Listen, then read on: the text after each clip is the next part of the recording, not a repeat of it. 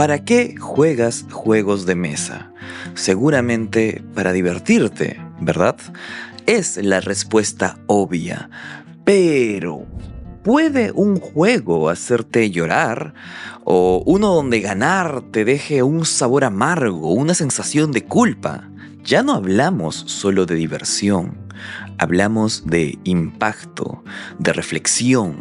Ya vimos cómo los juegos pueden ser herramientas increíbles. Y si no lo has visto, te invito a verlo en el video que está por aquí. Pero hoy vamos un paso más allá. Hoy descubriremos cómo las reglas, las mecánicas de un juego pueden volverse en un mensaje, a veces incómodo, pero siempre memorable.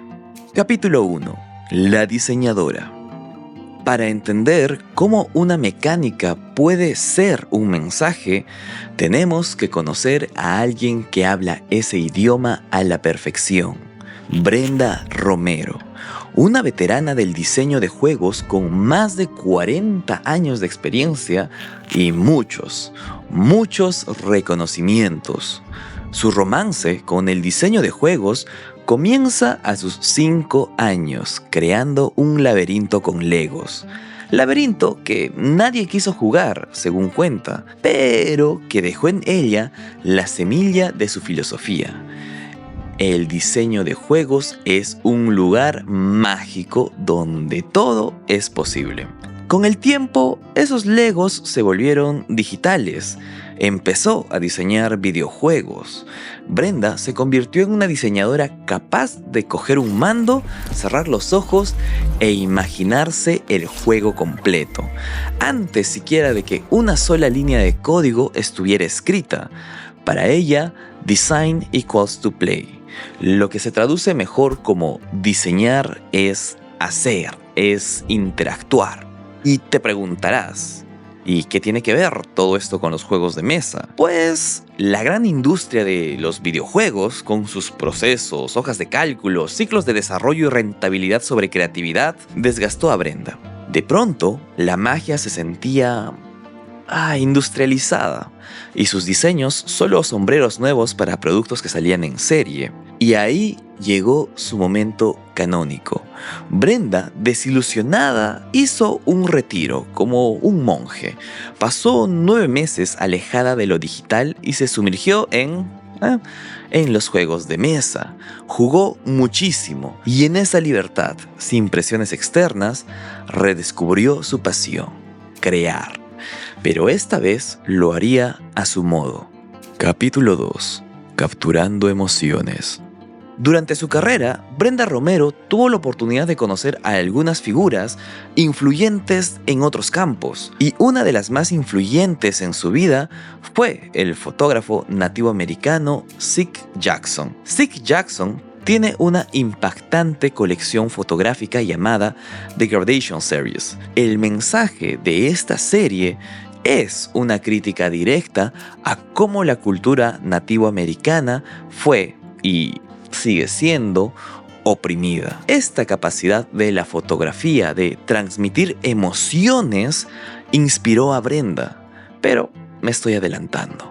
En una cena que compartían Brenda, Zeke y otro fotógrafo, Zeke contó que una vez fue a documentar una reserva indígena justo después de un tiroteo donde 5 personas perdieron la vida. Zeke, al llegar y contemplar la escena, decidió no tomar ninguna foto. Simplemente no pudo. Esta decisión desencadenó una profunda conversación entre los fotógrafos. ¿Cómo se decide si tomar o no una fotografía en un contexto de dolor? ¿Y cuán poderosas pueden ser las cámaras para capturar esa emoción cruda y expresarla en una sola imagen? Esta conversación resonó profundamente en Brenda, casi una revelación: capturar emociones. Se preguntó si sería posible crear un juego capaz de capturar y expresar emociones tal como lo puede hacer una fotografía.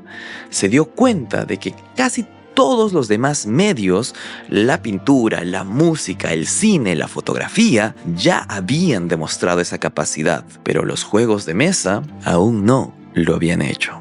Capítulo 3. The New World. No fue sino hasta un tiempo después, durante una conversación casual con su hija de 7 años, que Brenda tuvo su verdadera epifanía. Su hija volvía de la escuela y Brenda le preguntó, ¿qué aprendieron hoy?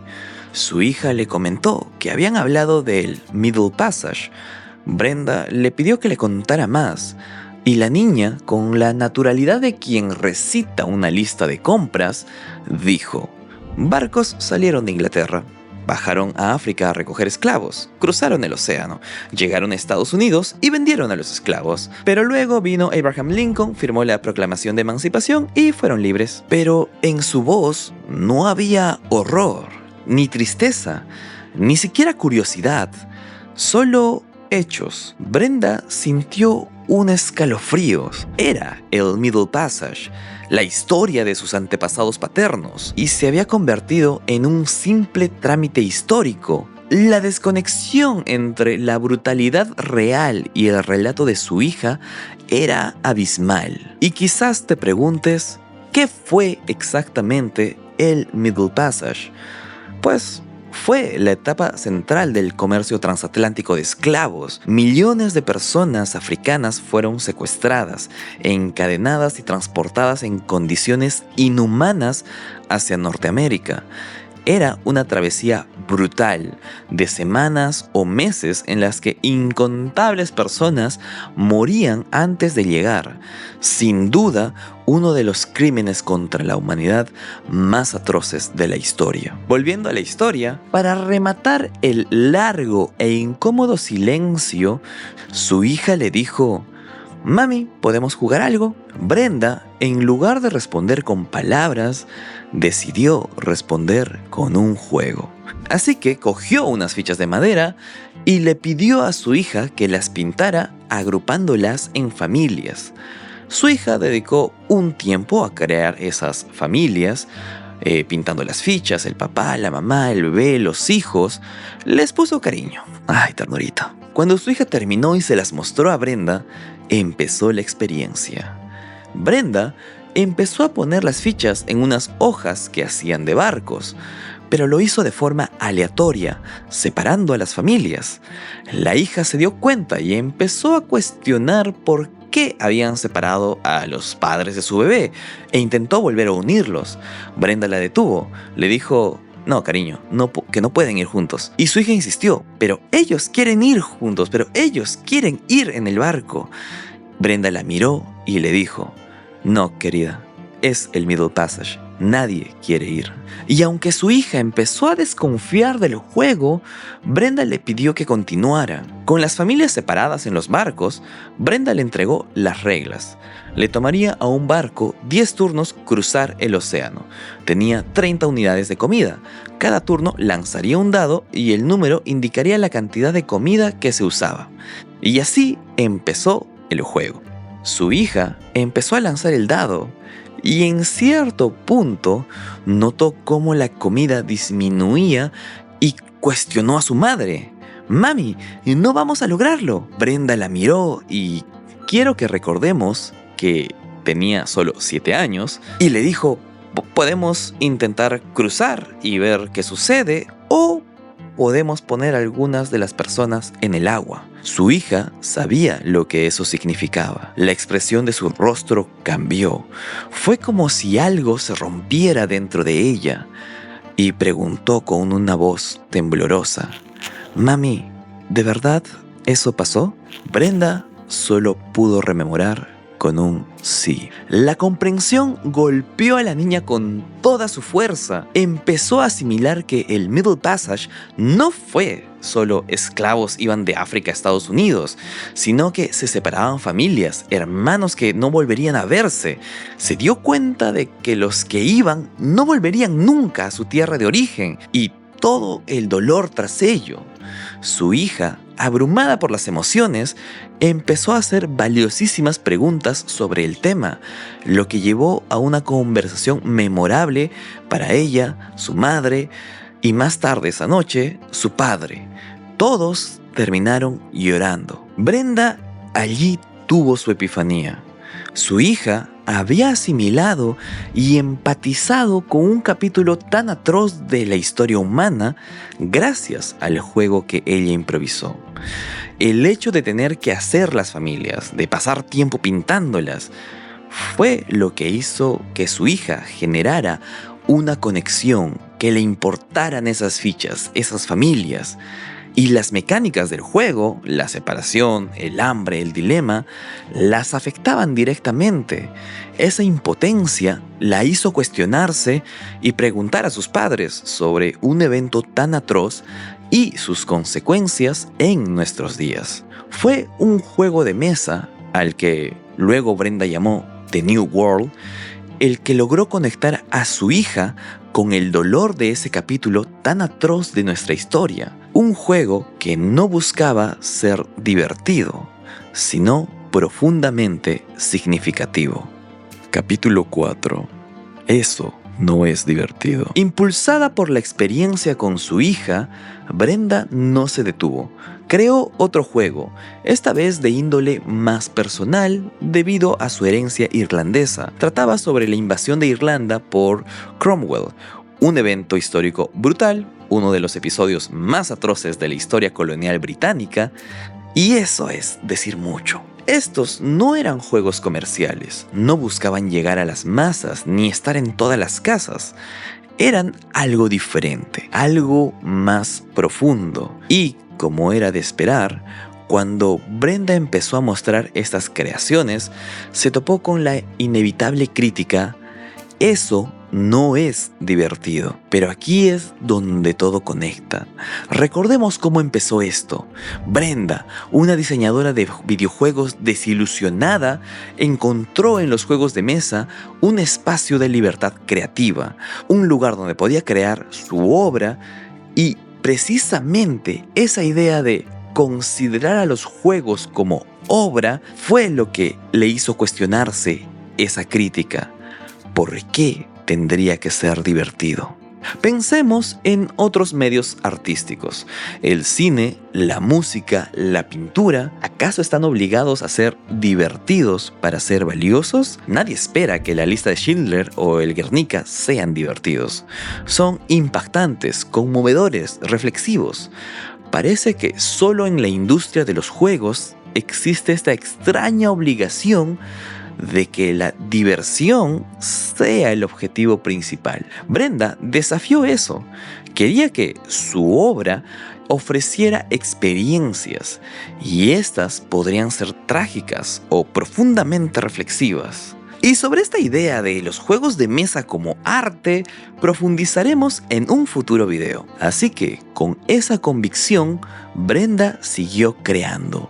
Su objetivo era claro: capturar y expresar emociones difíciles a través de mecánicas de juego. Desarrolló la hipótesis de que toda tragedia humana tuvo un sistema detrás, y si podía entender ese sistema, podía convertirlo en un juego.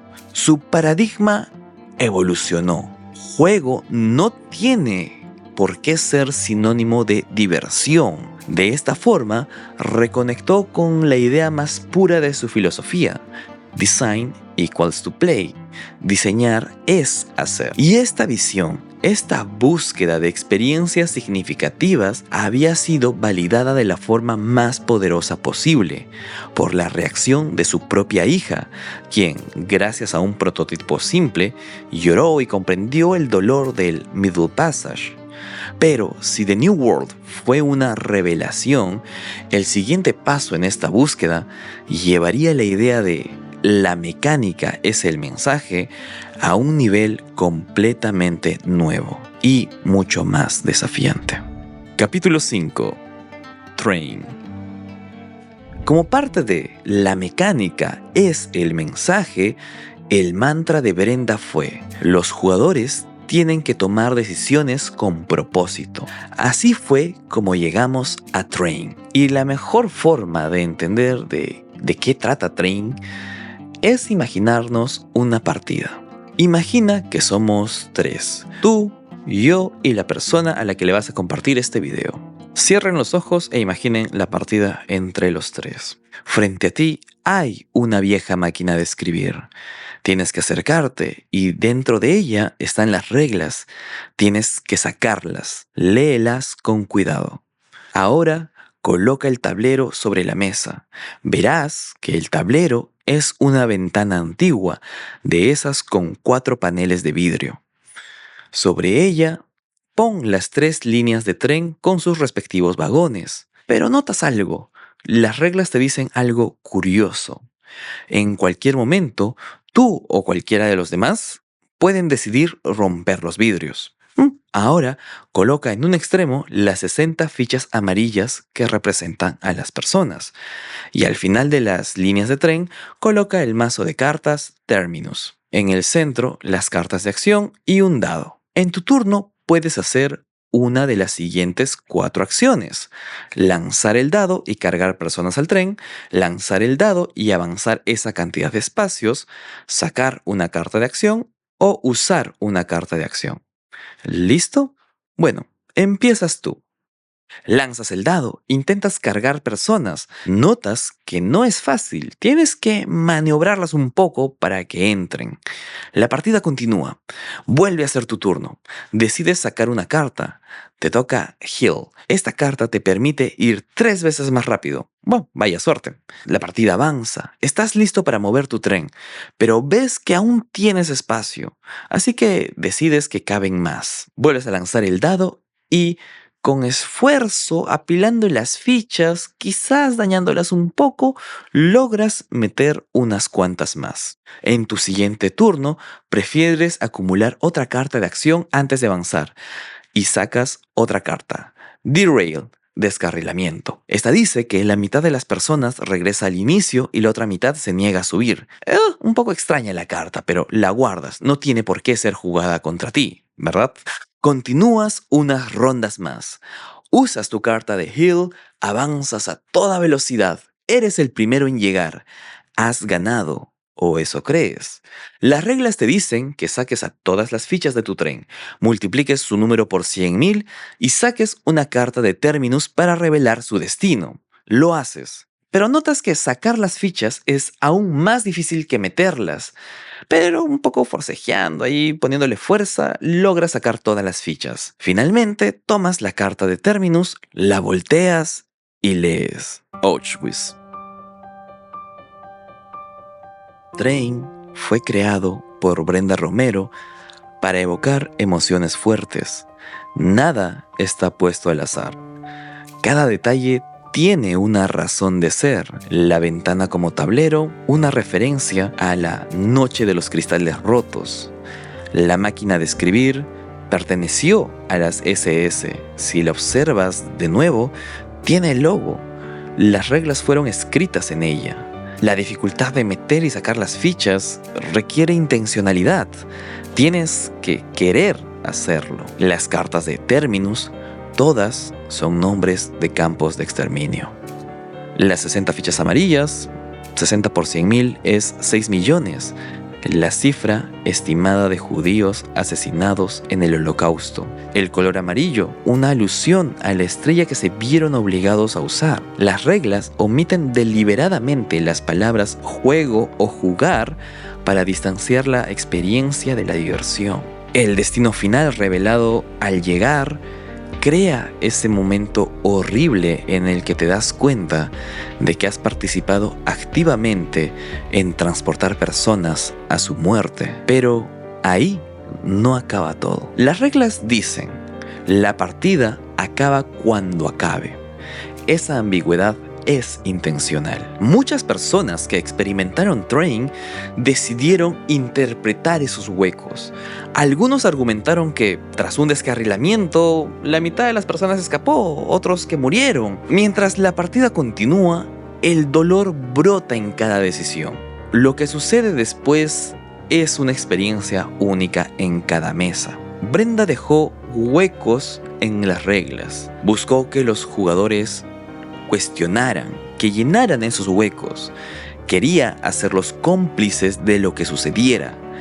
es la retórica procedimental aumentando la carga moral de cada jugador. Ha habido partidas donde tras conocerse el destino, los jugadores se han puesto de acuerdo para subvertir el juego y trabajaron juntos para impedir el transporte. Para Brenda, incluso el negarse a participar o seguir participando es una forma válida de jugarlo.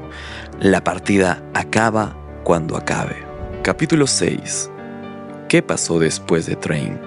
Train se presentó por primera vez el 30 de abril de 2008 en el Triangle Game Summit. Tras esa primera partida, la reacción fue visceral. Algunos retirándose en silencio, otros continuando y comprendiendo el objetivo de Brenda. Train fue un juego en el que Brenda invirtió 9 meses de intensa investigación buscando sentir tanto como pudiera. Y seamos sinceros, hablar sobre el Holocausto en un juego de mesa es un terreno delicado. Puede salir muy mal. Afortunadamente para Brenda, no solo cumplió su objetivo, sino que la comunidad judía que lo probó entendió el profundo respeto con el que se hizo. Reconocieron que las emociones evocadas ayudaban a comprender el sufrimiento de esa época. Su juego fue incluso bendecido como obra de la Torah. Brenda ha recibido muchos premios en su larga trayectoria, pero, según ella, ninguno la hizo sentir tan valorada y comprendida como esa bendición. La repercusión tomó por sorpresa a la propia Brenda. Su obra tan personal y desafiante empezó a resonar en lugares inesperados. Recibió llamadas del Wall Street Journal, vio su trabajo analizado en Kotaku y Gamasutra, fue invitada a exhibir Train en universidades como el MIT o la USC y en eventos como el Games for Change. Hubo aplausos, hubo críticas feroces y, por supuesto, no faltaron los haters. El impacto fue sencillamente inmenso. La idea de Train, la experiencia que provocaba, viajó mucho más lejos que cualquier tablero físico. Y lo curioso es que a pesar de todo ese revuelo, Brenda solo creó 3 copias físicas del juego, todas hechas a mano. Al principio nos preguntábamos si los juegos debían ser solo divertidos o si podían ser algo más. Creo que Brenda Romero nos ha demostrado qué es ese algo más. Es la empatía forzada al separar familias, es el peso de la historia al leer Auschwitz, es la reflexión que surge cuando las mecánicas nos obligan a mirar donde no queremos mirar. Hemos visto cómo las mecánicas de un juego se vuelven un mensaje. Los invito a buscar las charlas TED de Brenda o su conferencia del GDC de 2009, la cual fue la fuente principal para este video, no tiene pierde. Pero si quieres seguir explorando ese algo más que ofrecen los juegos de mesa, apóyame con un like y no olvides suscribirte. Nos vemos en el siguiente turno. Hasta luego.